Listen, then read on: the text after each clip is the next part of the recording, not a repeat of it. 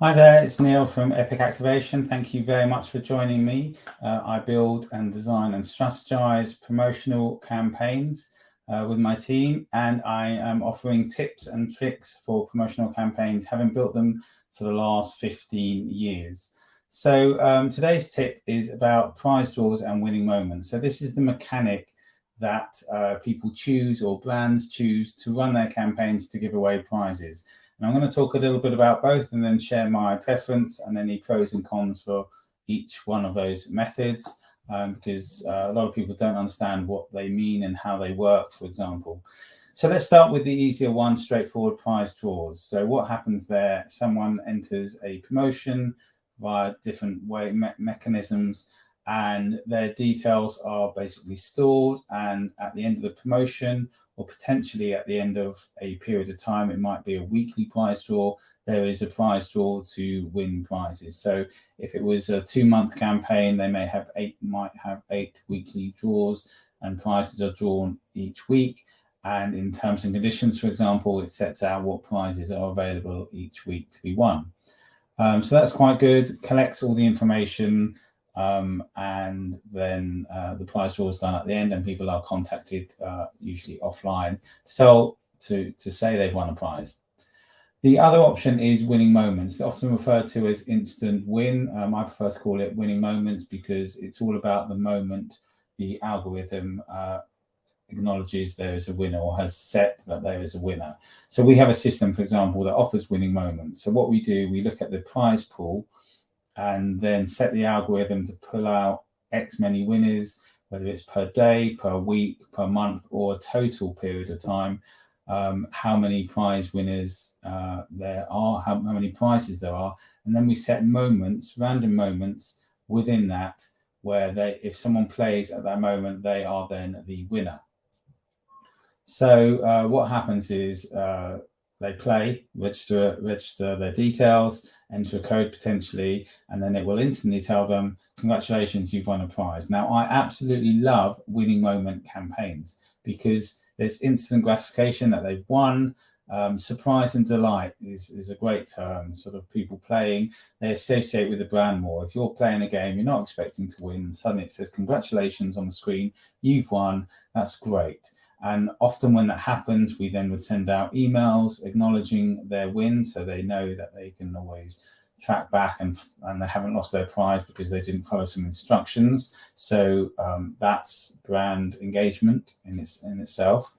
And obviously on the winning page, you can add social media links. Hey, I've just won an Xbox or a PlayStation or whatever it is. The prize, a holiday, then people like to share that, and they can do that instantly when they've won. And that's great because the winners then become brand ambassadors for your brand. So that's actually a tip on why you should offer quite a few prizes, not just 10, 15. You should have quite a lot of smaller prizes because people will still talk about that. And that's to do with the prizes, but actually it's also to do with the winning moments because it's instant and people will do something then and there while they're on the winning page and they're feeling euphoric that they've won something.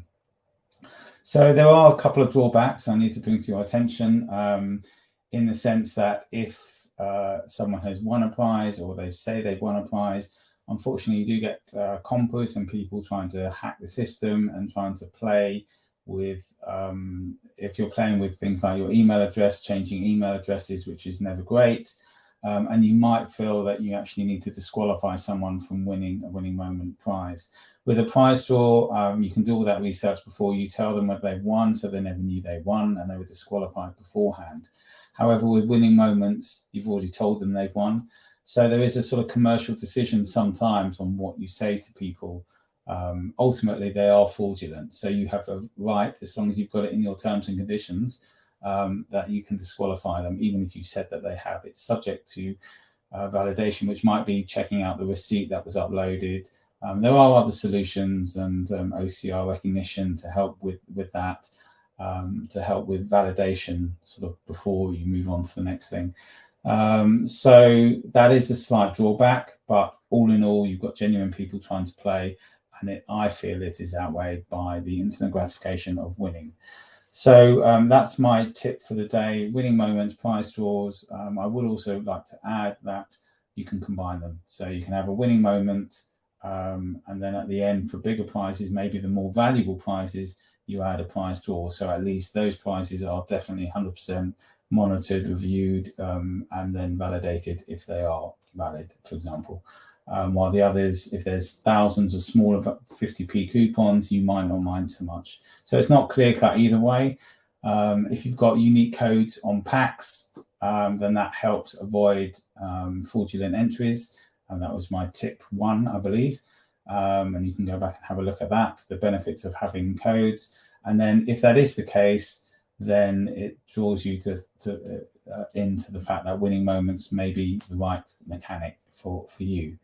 So that's my tip. Thanks very much for watching. Hope you enjoyed. If you want to get in touch or ask me anything, you can book a free discovery call with me at epicactivation.co.uk/book-a-call, and we can talk about your objectives, issues, concerns, and just you can use my brain to think about your ideas, what you're trying to achieve, and see if it's right for you.